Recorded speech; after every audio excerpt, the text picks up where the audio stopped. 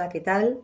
Yo soy Mercedes Corretré, soy documentadora y facilitadora gráfica y formadora en los centros de atención al profesorado del Departamento de Educación del Gobierno de Navarra, formadora en Visual Thinking y en pensamiento visual, ¿no? Bueno, quería agradecer a Carolina y a Laura que me hayan brindado la oportunidad de estar en este ámbito virtual y hablar precisamente de pensamiento visual y de cómo el visual thinking puede ser y es, de hecho, una potente herramienta en el ámbito educativo. Como todos, estamos confinados. Yo estoy confinada con 3 adolescentes en plena efervescencia, así que os pido disculpas si de vez en cuando se oye algún grito o alguna barbaridad, ¿eh? Yo les he dicho que estén en silencio, etcétera, etcétera, pero bueno, nunca se sabe. Bueno, dicho esto, yo había pensado, empezar hablando un poquito de dar algunas claves importantes sobre la herramienta, cosas que probablemente a estas alturas muchos y muchas de vosotras sepáis, pero que a mí sí que me parecen importantes porque suponen un marco de referencia y un contexto del visual thinking. Huyendo un poco de la tendencia que hay a pensar que se trata de hacer dibujitos, ¿no? Porque muchas veces dice, ay, la gente te dice, ¿tú qué haces dibujitos? Bueno, no es solo hacer dibujitos, que sí es hacer dibujitos, ¿no? Pero es muchas más cosas. Entonces, a mí estas claves que os voy a dar, me gusta darlas, aunque muchos ya os digo que las vais a saber y os va a sonar repetido, pues por eso, porque crea un contexto y un marco de referencia que yo creo que es importante no olvidar a la hora de decidir trabajar con pensamiento visual. Después de esas pinceladas, así un poco básicas, un poco referenciales, como os digo, sí que ya me centraré un poco en por qué es útil el pensamiento visual o el visual thinking en el ámbito educativo. Hablaré un poco de este potencial y luego, bueno, pues os daré algunas referencias bibliográficas que creo que son útiles, etcétera, etcétera. Vale. Entonces, vamos a empezar. Yo voy a ir os voy a ir dibujando alguna cosilla que podéis vosotros también, si queréis, dibujar a la vez. Bueno, eso según lo veáis, ¿vale? Bueno, me voy a poner yo aquí en este lado. Y bueno, comenzamos un poquito, ¿no? Una de las premisas de partida importantes a la hora de hablar de pensamiento visual es tener en cuenta que todas las personas, todas, hasta la gente que se cree menos visual, todas no es que tengamos dos pensamientos, tenemos dos formas de percibir la misma realidad, una que es visual y otra que es verbal. Vale. ¿Qué pasa? Que la mayoría de las personas, o bueno, no la mayoría, sino muchas personas, a excepción de la gente, de los artistas visuales, de los pintores, de los dibujantes, tenemos mucho más desarrollada esta parte. ¿Por qué?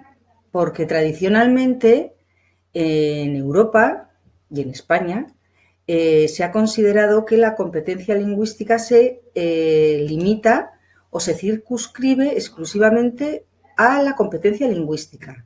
La competencia comunicativa se asocia a la competencia lingüística y entonces en el ámbito educativo, por ejemplo, se ha hecho mucho hincapié en todo lo que tiene que ver con la competencia lingüística, que es importante, pero se ha olvidado esta parte, la visual, que de hecho se ha relegado solo al arte o al dibujo ilustrativo o a las plásticas, no teniendo en cuenta que esta forma visual de percibir la realidad, es decir, que lo visual es una parte de la cognición humana, una parte importante.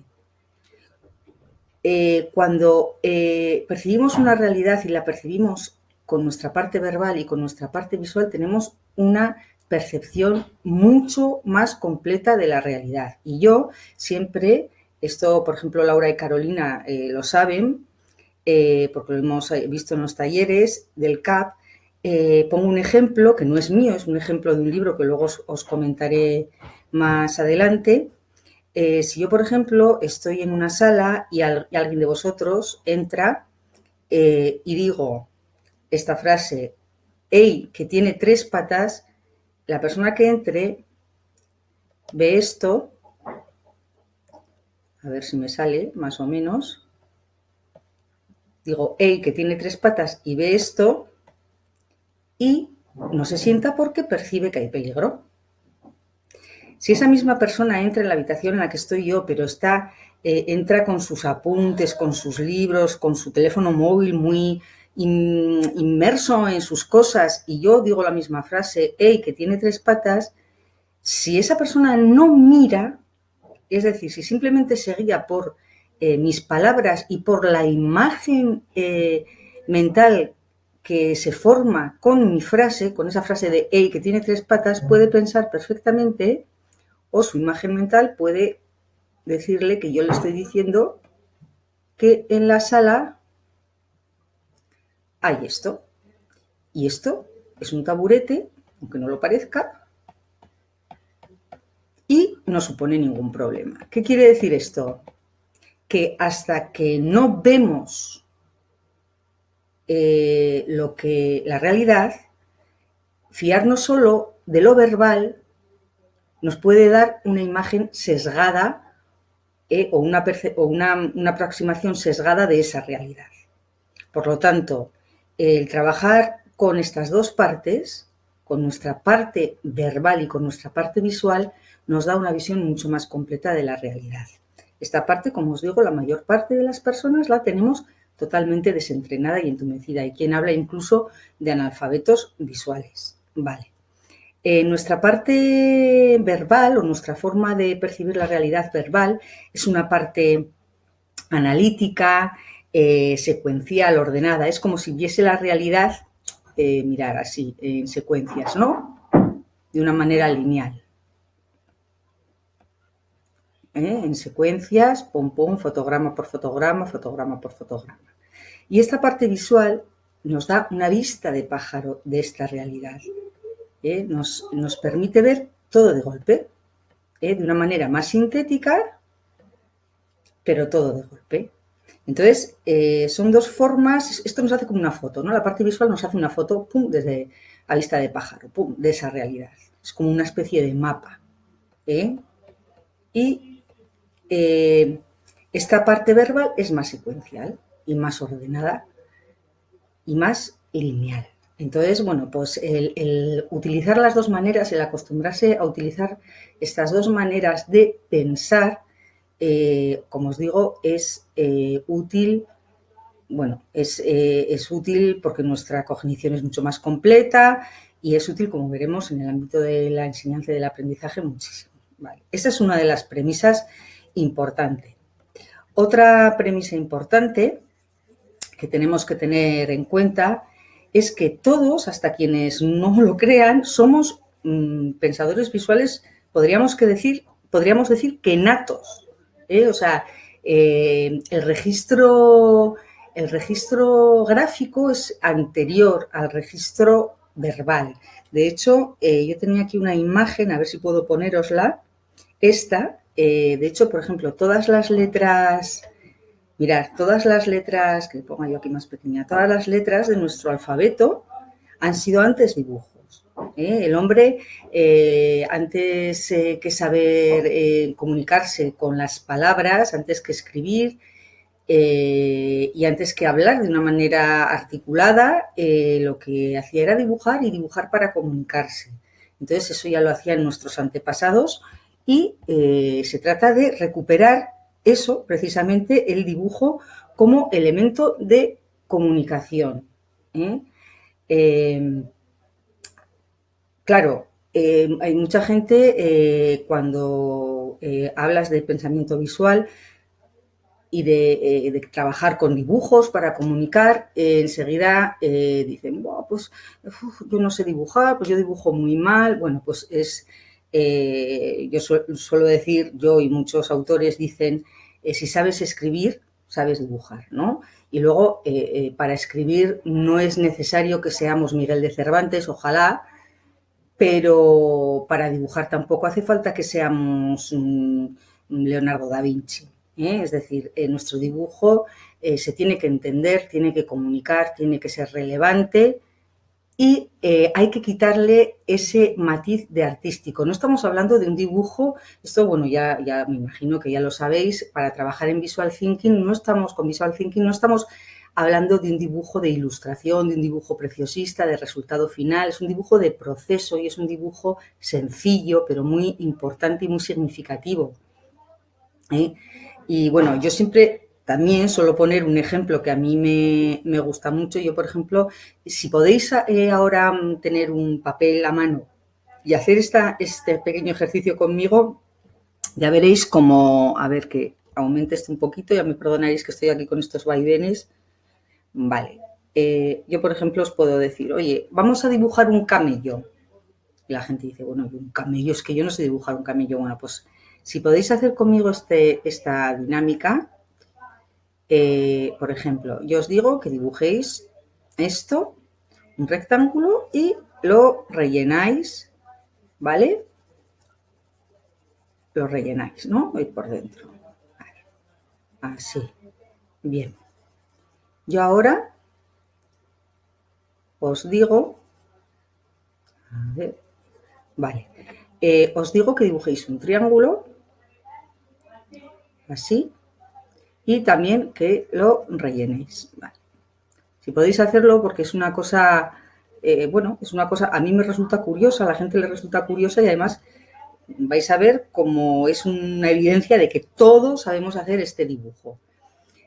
Bueno, hemos hecho este triángulo y ahora digo yo, venga, pues otro triángulo.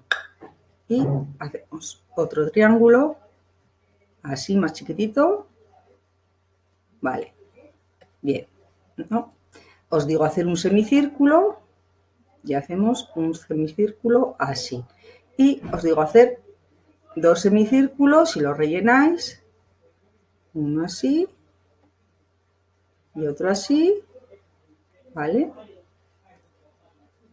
Y ahora vamos a hacer pues unas líneas así, unas líneas más largas así, otra línea así, otra así y otra línea curva así.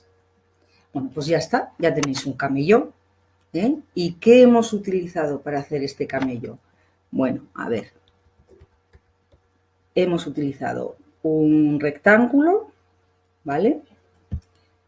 Unos triángulos, ¿os acordáis aquí este triángulo, el otro, unos semicírculos, tres semicírculos, unas líneas rectas y unas líneas curvas. Es decir, hemos utilizado figuras geométricas básicas. Es decir, si sabéis dibujar las figuras geométricas básicas, junto con flechas, junto con líneas discontinuas, sabéis dibujar el dibujo que se necesita para trabajar con Visual Thinking, que se conoce como dibujo de concepto o dibujo de comprensión, ¿eh?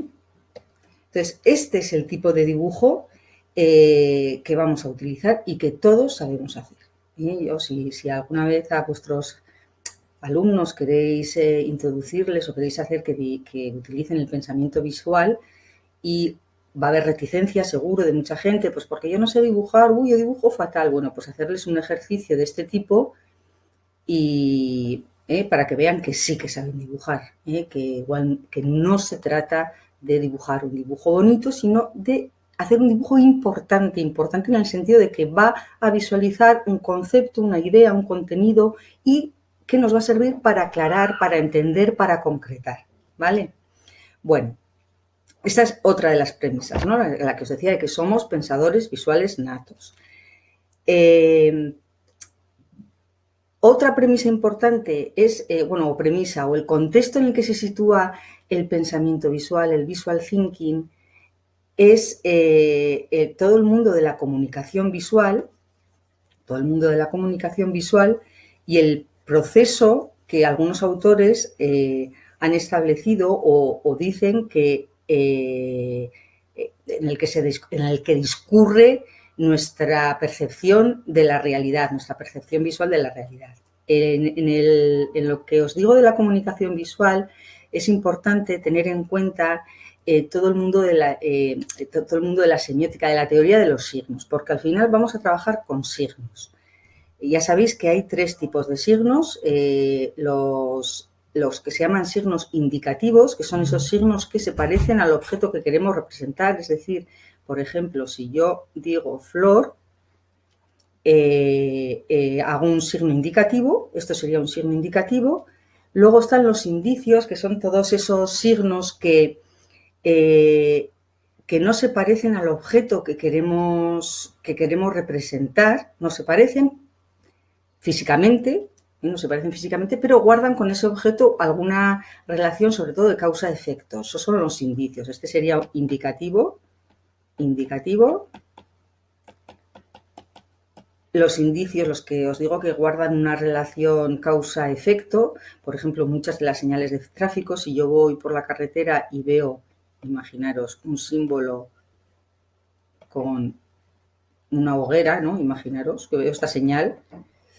Esto no me está diciendo aquí hay una hoguera, pero sí me dice que hay peligro de incendio, por ejemplo. Y luego los símbolos, que son esos signos a los que se ha llegado por algún tipo de consenso cultural, social, incluso profesional. Por ejemplo, yo qué sé, el del yin y el yang.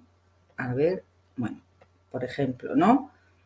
Esto, o el típico de la paloma de la paz, una paloma un poco, pero bueno, estos son símbolos, ¿vale? Entonces, vamos a utilizar todo esto.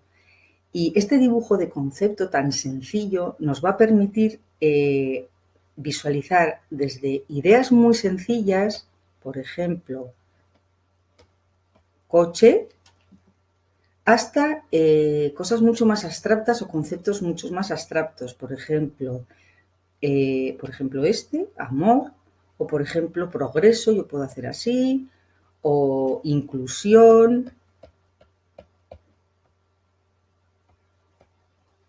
cosas mucho más abstractas, porque cuando se trabaja cuando se visualiza, cuando se trabaja visualizando el contenido, hay que tener en cuenta que nos movemos siempre entre 2 extremos. La visualización tiene 2 extremos. Uno es la descripción, que es esto, por ejemplo, esto que os decía aquí, esto, y aquí estaría la evocación. El segundo contexto del visual thinking sería el propio proceso de pensamiento visual, ¿no? Todas las personas damos los mismos pasos a la hora de percibir visualmente una realidad. Lo primero que hacemos de una manera, bueno, pues inconsciente es mirar. Miramos la realidad,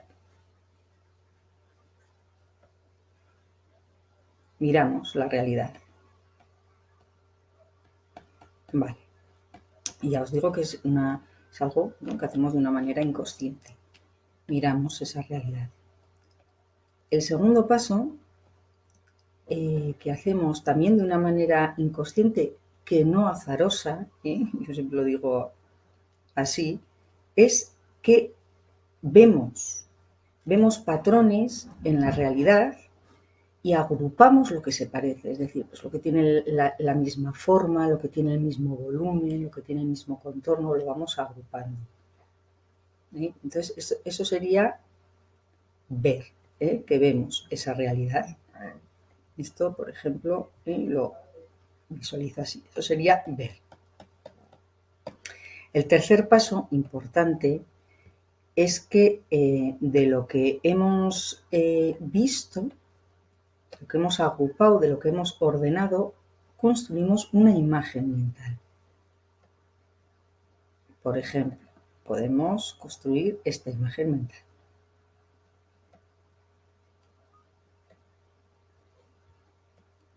Esto sería lo que en el proceso de pensamiento visual sería imaginar, y lo hacemos todos. Hasta esas personas que dicen, yo es que no tengo imaginación, mentira, sí, sí que tienes. Y el siguiente paso en el visual thinking sería que esto que hemos imaginado lo dibujamos y lo mostramos a los demás a través del dibujo. Un dibujo sencillo para que los demás entiendan lo que hemos imaginado. Y esto sería mostrar. Es decir, que cuando trabajamos con visual thinking, el dibujo es el último paso. O sea, no nos tiene que preocupar tanto esta cosa que tenemos siempre de que es que yo dibujo mal o de que nuestros dibujos no se van a entender, porque eso además es cuestión de práctica, no es ningún don divino, sino pues conforme vas haciendo y vas practicando, pues vas mejorando, sino que igual es mucho más importante pues estos pasos intermedios, por ejemplo, que este ver no sea algo tan inconsciente, sino que nos paremos un poquito a pensar en cómo ordenamos o cómo interpretamos esa realidad y cómo construimos una imagen mental y por qué construimos esa imagen mental. Al final, esto es un poco educación en lenguaje visual.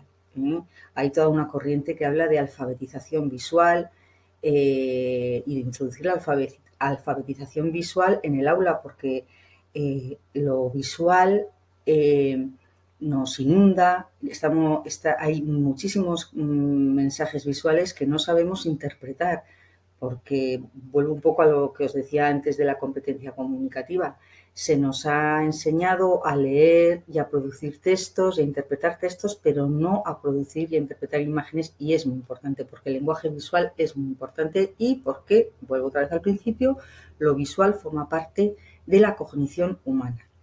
Vale, entonces este sería el otro pilar de la herramienta, o sea que hay un proceso que hacemos todas las personas, todas, no es así tan lineal, es una cosa mucho más rápida y mucho más dinámica y mucho más volátil, ¿no? Pero lo hacemos todos, ¿vale?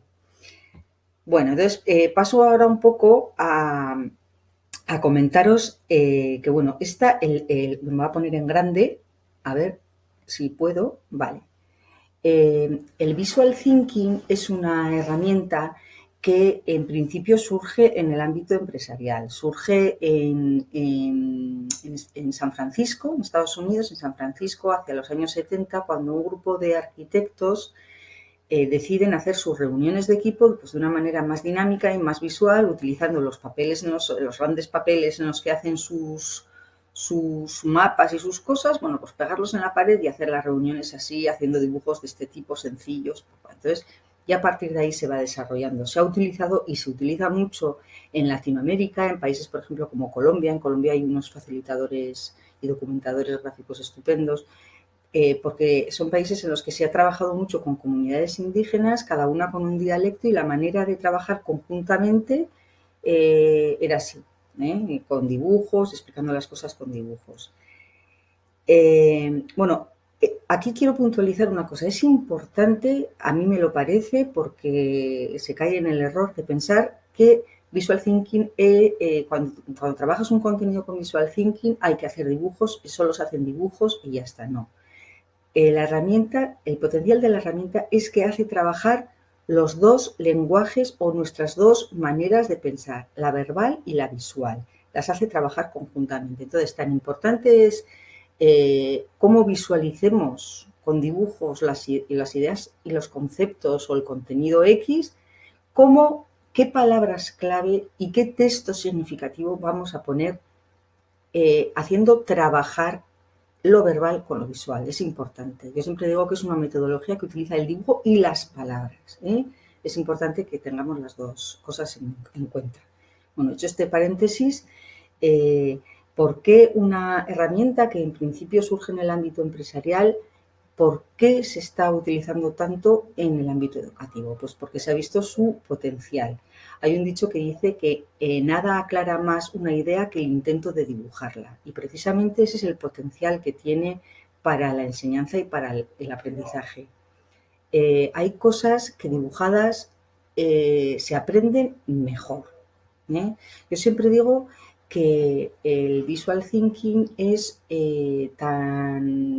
puede ser una herramienta muy importante para el docente, para su estrategia pedagógica, y también una herramienta de apoyo y un instrumento de apoyo importante para el alumno. Para el docente por muchas cuestiones. Primero, porque el trabajar con pensamiento visual, con dibujos sencillos, potencia o favorece un clima de aprendizaje diferente, en cierta manera más lúdico y más llevadero. Entonces muchas veces hay contenidos, o cuando ves que la clase pues, se amontona, o que el contenido es espeso, que el trabajarlo con pensamiento visual, pues bueno, aligera, tiene algo de lúdico, como os digo, bueno, pues se crea otro clima de aprendizaje, yo creo que positivo. Para captar la atención del alumnado.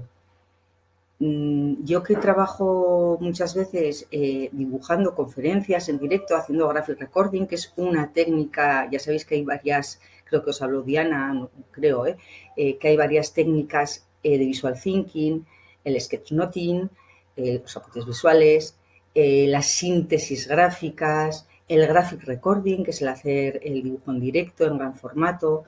Bueno, pues yo me dedico principalmente a esto, y entonces muchas veces yo he comprobado que los dibujos sencillos, más que esquemático, lo simbólico, los dibujos sencillos, captan muchísimo más el interés y la atención de la audiencia que las imágenes elaboradas, que los PowerPoints ahí con muchas diapositivas, o que los vídeos con muchas imágenes. Captan más la atención. Esos dibujos sencillos, esquemáticos, yo creo que se activan lo que se llaman las neuronas espejos. La gente dice, le capta la atención porque la gente dice, yo también puedo hacer eso. Bueno, el caso es que capta mucho la atención, y capta más la atención que las imágenes elaboradas. Entonces, en el aula, muchas veces esto es importante porque, bueno, pues porque muchas veces la atención de todas las personas llega un momento en que se va por otros sitios, y entonces una manera de captarla puede ser esta. Por supuesto, para explicar o aclarar cosas que son muy difíciles, o que son muy espesas, o que son muy abstractas, porque el dibujar las concreta, las sintetiza, las fija, y las aclara. Y luego los dibujos actúan como anclas en la memoria, favorecen muchísimo la memorización de conceptos. Específicamente o en concreto en el ámbito vuestro de la enseñanza de idiomas, el utilizar el pensamiento visual con actividades que son muy lingüísticas es quizá donde más potencial y donde más riqueza y más se rentabiliza la herramienta, por lo que hemos hablado al principio, porque al final lo que se está haciendo es trabajar con los dos lenguajes, y cuando se trabajan con los dos lenguajes los aprendizajes son mucho más profundos. Entonces, es muy importante. Yo tengo aquí pues algunos ejemplos. A ver, voy a poneros, a ver si puedo. Primero me voy a poner yo en pequeña, si puedo. A ver, creo que sí. Así, vale, me pongo aquí y me voy a ver si puedo, sí. Aquí algunos ejemplos de cosas que han hecho compañeros docentes vuestros. Por ejemplo, ¿no? Esto que puede parecer, bueno, para un alumno de primaria, pues algo abstracto, que es el orden de las operaciones combinadas, que pues entra por aquí, sale por aquí, porque yo lo tengo comprobado con mis hijos. Primero hay que hacerle paréntesis, segundo no sé qué, segundo no sé qué. Bueno, pues esto es una manera de visualizarlo y de fijarlo en la memoria, porque los niños se van a acordar de la escalera que lleva a la solución. Por ejemplo, esto, que era de un docente que quería explicar pues lo importante que era la sintaxis, y para qué servía la sintaxis, y qué herramientas, qué abanico de herramientas se desplegaba con la sintaxis. Entonces hizo pues, bueno, una navaja multiusos y dio esto, en vez de darlo verbalmente y teóricamente y copiad o apuntad, bueno, pues le dio a los alumnos este esquema para que lo tuviesen, y para que reflexionasen y estudiasen qué es la sintaxis y para qué sirve. Cosas más sencillas, pues para niños de primaria también, las clases de palabras, pues cómo hacerlo, pues con una estrella y con dibujitos, las palabras, los sustantivos, los adjetivos, pom, pom, pues bueno, ya veis que hay distintas maneras. Esto que a mí me gusta mucho, que lo hice una compañera docente, que es para niños muy pequeños, los pasos que hay que tener en cuenta a la hora de solucionar problemas de matemáticas, que también es una cosa que resulta abstracta para los niños, ¿no? Primero tienes que leer 2 veces, luego tienes que apuntar los datos, luego la pregunta, luego... Bueno, pues eso es algo muy abstracto. Las palabras al final, en cosas de estas, se las lleva el viento. Entonces hay que concretar. ¿Y cómo se concreta? Con dibujos, ¿eh? Más cosas. Por ejemplo, esto que ya es más elaborado, esto era una profesora de secundaria que tenía que abordar el teatro clásico medieval y claro, pues los chavales de no sé si eran de cuarto de la ESO o bueno, pues vamos, el teatro clásico les importaba, vamos, muchísimo, ya os podéis imaginar, nada, ¿no? Entonces una manera de abordarlo fue, ella hizo esta plantilla en casa, dejó huecos para que los alumnos rellenasen, entonces se los dio y lo trabajaron por grupos. Ya es otra manera de trabajar, porque claro, tú recibes esto como alumno para trabajar el teatro clásico, que tiene lo que os he dicho antes, ¿no? Mucho de lenguaje de cómic en este caso, bueno, pues ya te motiva de diferente manera, ¿vale? Esto, que ya es mucho más elaborado para alumnado de bachiller, el arte románico, bueno, pues otra profesora les hizo este esquema, se lo trabajó ya en casa, a ella le gustaba dibujar mucho, en este caso dibuja muy bien, no hace falta dibujar tan bien, ni mucho menos, pero bueno, ella le gustaba y dedicar tiempo a esto y además dibujaba muy bien, y hizo este esquema para los alumnos y se lo pasó a los alumnos y lo tuvieron pues eso, de material de apoyo. Para trabajar en grupos muchas veces, ¿no? Pues, bueno, pues se hacen unas plantillas y vamos a trabajar, vamos a hacer, bueno, esto era muy curioso porque esto era para adultos, para una reunión de profesores, para un proyecto que tenían de trabajo colaborativo, lo que se hizo es construir lo que se llama un mundo visual y en ese mundo visual registrar el acta de la reunión. ¿Eh? Entonces, esto es muy útil también porque, claro, ¿quién se lee las actas de las reuniones? Pues muy poca gente. De cualquier reunión, las actas pues son una cosa que siempre se pasan, pero muy poca gente se las lee. Y en este caso, el hacer un acta así y luego colgarla en la web, pues bueno, pues fue algo que todo el mundo se leyó. Entonces se hizo lo que en pensamiento visual se llama construir un mundo visual. Otra cosa, para las normas en el aula, también algo muy abstracto, esto era también para primaria, para primero de primaria o segundo de primaria, pues bueno, una profesora lo hizo en grande y lo pegó así en grande en el aula y fue apuntando las normas generales del colegio, las normas en el patio, de una manera visual para que los alumnos lo tuviesen siempre presente y lo visualizasen. Las fracciones, a ver, los conceptos matemáticos, que parece mentira que hay mucha gente que dice, pero ¿cómo voy a hacer trabajar con pensamiento visual en matemáticas o en filosofía? Pues se puede en todas las asignaturas, y para todos los contenidos. En este caso, pues para las fracciones. Hizo una especie de, bueno, una síntesis gráfica explicando las fracciones, creando unos personajes, también un poco con lenguaje del cómic. Es decir, lo que os digo, para el docente, una herramienta importante. O sea, puede ser una estrategia pedagógica importante. Y en concreto en la enseñanza, pues tanto de pequeños como de gente, de alumnado pequeño como de adultos, lo visual siempre, siempre, siempre favorece la memorización, favorece los aprendizajes más profundos y luego hace todo mucho más ameno y más divertido. Y como herramienta también del alumnado, hay toda una corriente educativa que consiste en implementar el aprendizaje visual. El aprendizaje visual en el aula, ¿no? El aprendizaje visual hace referencia a todo, al utilizar los organizadores gráficos, lo que se conoce como organizadores gráficos. Voy a mirar a ver si os puedo... A ver si en Google ponéis organizadores gráficos que muchos seguros que utilizáis. A ver, organizadores gráficos, esto es. Los organizadores gráficos son todos estos esquemas, mapas, plantillas que permiten organizar la información de una manera visual. Esos son los organizadores gráficos. Y hay muchísimos de muchísimos tipos. Fijaros, aquí, que me voy yo por aquí. Pues aquí, pues aquí un esquema con una forma de la margarita para educación infantil y primaria. Aquí, pues para más pequeños, pues el organizar así en un interrogante, un círculo, hay muchísimos. Los mapas conceptuales son organizados. Esto es un mapa conceptual. Esto es un mapa conceptual y también es un organizador gráfico. Y hay muchísimos, ya os digo que os miréis en internet porque vais a encontrar muchísimos y muy útiles en concreto para la enseñanza de idiomas. Ahora veremos uno que hizo un compañero vuestro.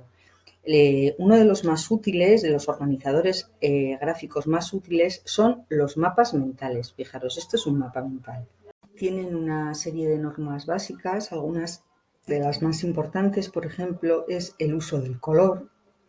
Es importante porque nuestra memoria es muy visual y el uso del color va a afianzar o va a fijar la información en nuestra memoria, va a hacer que nos acordemos más de la información.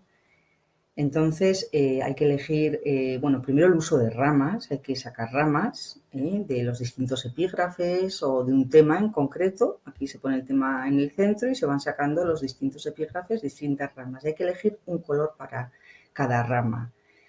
Es importante la jerarquía visual, es decir, si esta es la rama principal y estas de aquí son las secundarias, estas tienen que ser más finas que la rama principal. Esto se tiene que visualizar. Y es lo que os decía del color. Si aquí voy a poner todo en azul, todas las ramas secundarias o las terciarias que salgan de aquí tienen que ir en azul. No puedo de repente poner aquí una rama terciaria en color rojo porque me apetezca o porque me parezca que queda más bonito, porque eso va a despistar a nuestra memoria.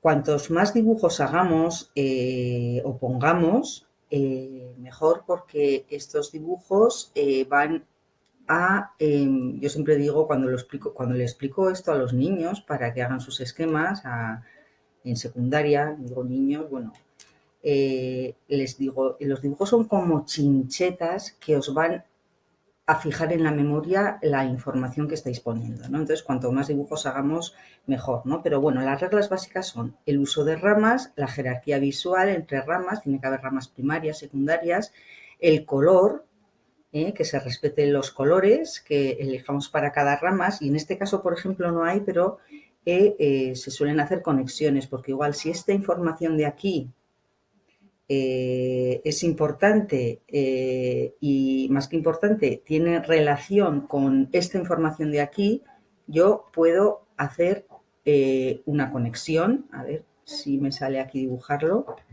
Puedo hacer una conexión pues con... No me sale dibujarlo, pero bueno, en teoría tendría que hacer una conexión entre esta información de aquí y esta de aquí, si están relacionadas. Pues yo qué sé, con una línea de puntos, por ejemplo, lo podría hacer, o con una línea continua, pero de otro color completamente distinto a las ramas. O sea, se crearían conexiones. Entonces, los mapas mentales, este tipo de mapas son muy útiles para el aprendizaje y, de hecho, se utilizan, cada vez son más los centros educativos que lo usan, ¿no? Bueno, pues... ya os he dicho que hay muchos más tipos. Indagar por internet porque merece la pena que lo utilicéis en vuestro ámbito, en la enseñanza de idiomas con adultos, porque es otra forma de trabajar y luego para los alumnos es muy útil. La verdad es que es muy útil. Por ejemplo, yo os he dicho antes que os iba a enseñar, a ver si... Creo que está aquí, sí, creo que lo he puesto. Mirad, este es un mapa mental que hizo un compañero vuestro de inglés de un instituto, era el profesor de inglés. Entonces era para trabajar el vocabulario de las partes de la cara. Entonces me pareció que una manera más significativa, más lúdica y bueno, más entretenida y sobre todo más eficaz también, Él construyó este mapa mental, hizo estas ramas, aquí puso las palabras y los alumnos dejó las ramas, bueno, aquí no se ve muy bien la jerarquía, tendría ese pequeño fallo que la jerarquía visual no se ve porque esto tendría que ser, esta rama, por ejemplo, tendría que ser más gruesa que estas, pero bueno, lo que hizo es en las ramas secundarias y terciarias dejarlas sin poner nada para que fuesen los propios alumnos los que fuesen rellenando con el vocabulario. Entonces, fue una forma de trabajar el vocabulario diferente. Verme mucho y no cansaros, quería recomendaros algunos libros. Hay muchísimos libros que hablan de pensamiento visual, muchos en inglés, no tantos en castellano, pero en castellano también hay buenos libros. Entonces yo os voy a recomendar algunos que a mí bueno, que entre mis preferidos os voy a decir cuáles están. A ver si me puedo salir de aquí. No, no me puedo salir. Vaya. Pues no, ahora, vale. Mirar, hay uno que a mí me parece un libro imprescindible a la hora de hablar o de entender el pensamiento visual, que es este. Bla, bla, bla, qué hacer cuando las palabras no funcionan, que es de Dan Rowan, que es un autor del que creo que os he hablado antes. Este es un buen libro porque con él se entiende muy bien el potencial del visual thinking. Él, más que de pensamiento visual, habla de, bueno, se ha oído ahora un grito de un hijo mío, y están aguantando bastante. Bueno, habla de pensamiento vívido, de visual y verbal. Entonces este libro está muy bien porque explica muy bien el proceso de cómo funciona nuestra manera visual de pensar, cómo funciona la verbal y cómo entre las dos el trabajo es muchísimo mejor. Además, propone lo que él llama gramática vívida, visual y verbal, que es un buen recurso sobre todo para trabajar contenidos lingüísticos, porque establece un correlato, una relación entre lo que serían los elementos de esta gramática vívida y su correlato en la gramática tradicional. Entonces es un libro muy interesante, ¿eh? La verdad que yo creo que merece, yo siempre lo recomiendo, a mí creo que es uno de los básicos y de los imprescindibles a la hora de abordar el pensamiento visual. Más libros, por ejemplo, aquí tengo unos cuantos. Este de diseño gráfico y pensamiento visual es un libro que a mí me gustó mucho porque es como una especie de libro es un libro de ejercicios para entrenar el pensamiento visual, para aprender a ver, para aprender a mirar. Y es una especie de los antiguos libros estos bueno, antiguos, ¿no? Que se siguen usando, Vacaciones Santillana o Vacaciones no sé qué para el verano, pues bueno, parecido, pero eh, para trabajar el pensamiento visual y es muy, muy, muy, muy divertido. Yo lo hice el verano pasado y es muy divertido. Del sketchnoting, los apuntes visuales son una técnica de pensamiento visual. Igual es la más básica, ¿no? El aprender a tomar notas visuales. A partir de ahí vamos ya aumentando la complejidad en la técnica. De aquí se podría pasar, de aquí, una vez que sabes tomar notas visuales, puedes aprender a hacer síntesis gráficas o facilitaciones visuales. Una vez que aprendes a hacer síntesis gráficas, puedes aprender a crear lo que se llaman los mundos visuales, que es hacer, lo hemos visto antes en algún ejemplo que había hecho algún compañero vuestro, hacer síntesis gráficas dentro de un contexto metafórico visual, que eso es súper, súper eficaz para el aprendizaje de calado. Que es storytelling visual, cuando un contenido lo transmites con una pequeña historia, el aprendizaje todavía es muchísimo más eficaz. Y no solo se pueden hacer storytelling verbales, es decir, contar una historia para trasladar un contenido específico, sino que se pueden hacer storytelling visuales y este libro habla de ello. Bueno, este libro, Rakugaki, que es un libro de un ilustrador japonés que propone un método de dibujar en Rakuazi que es súper curioso, súper curioso. Es un libro al principio a mí me producía extrañeza porque esta filosofía japonesa ahí trasladada al mundo del dibujo es un poco... pero luego es un libro que engancha muchísimo y es súper curioso. Y además sirve mucho para trabajar en pensamiento visual. Y luego este otro, a ver, bueno, voy a darle aquí con el, si puedo, a ver, porque me sale aquí una cosa, bueno, este, que no sé cómo bajar, aquí yo haciéndome la moderna con estas técnicas, bueno, este que se llama Un diario visual, que es, bueno, me lo compré yo hace poco y lo tenía reservado para el verano, pero ahora con esto de la cuarentena y el confinamiento me lo he devorado. Es un libro curiosísimo que habla del dibujo de datos, que no es precisamente visual thinking, sino que es una técnica que puede ayudar mucho y puede enriquecer mucho el trabajar con visual thinking. Es el dibujar datos de la vida cotidiana. Todos son datos. Es que además, cuando al principio hace una introducción y te viene a explicar que todo se puede cuantificar, hasta las cosas más, en principio, más etéreas, a mí me ha parecido una maravilla. Entonces, bueno, estas son mis recomendaciones. Y bueno, espero no haberme alargado mucho, espero que se me haya entendido bien. Lo voy a poner en grande para despedirme. Espero que se me haya entendido bien. Espero no haberme aturullado mucho, que tengo yo un poco tendencia a la turulle. Y espero que os haya servido, bueno, todo lo que os he contado y nada, y os animo a que utilicéis la herramienta y a que visualicéis lo importante con dibujos. Y además el dibujo es algo agradecido porque conforme vas haciendo, vas mejorando y al principio, cuando se trabaja con pensamiento visual, al principio se está un poco torpe y se tienen, por eso que decíamos que estamos desentrenados y tenemos poco vocabulario visual, pero luego vamos adquiriendo destreza y vamos adquiriendo vocabulario visual. Lo dicho, ha sido un placer y nada, adelante. Venga, un saludo.